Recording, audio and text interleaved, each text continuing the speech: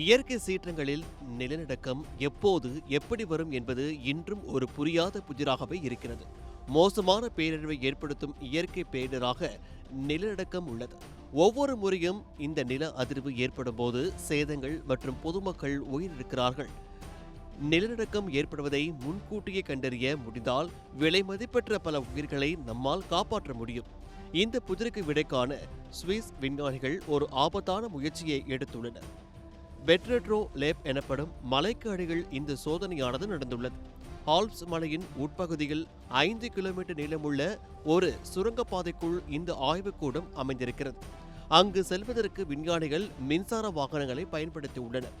இது தொடர்பாக ETH Zurich பேராசிரியர் டொமெனிகோ ஜியார்டினி கூறுகையில், எங்கள் தலைக்கு மேல் 1.5 கிலோமீட்டர் மலை இருக்கிறது. நில அதிர்வின் போது பாறைகள் எப்படி நகர்கின்றன, அழுத்தம் எப்படி உருவாகிறது என்பதை மிக அருகில் இருந்து எங்களால் பார்க்க முடிந்தது. இந்த ஆய்வு FEAR2 என்று பெயரிடப்பட்டுள்ளது. பூமிக்கு அடியில் பாறைகளின் இடம்பெயர்வு மற்றும் நில அதிர்வின் போது உருவாகும் அழுத்தத்தை நூற்றுக்கணக்கான சென்சார்கள் மூலம் 4 நாட்களாக விஞ்ஞானிகள் பதிவு செய்துள்ளனர்.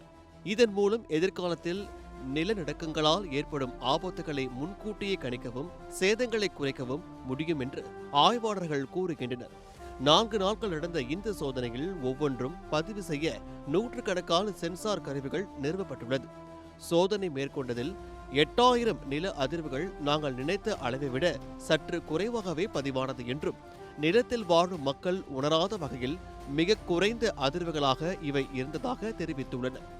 ஆனால் பூமிக்கடியில் வைக்கப்பட்டிருந்த அதிநவீன இயந்திரங்கள் இந்த 8000 சிறிய நில அதிர்வுகளின் ஒவ்வொரு நொடியையும் துல்லியமாக படம் பிடித்திருக்கின்றது.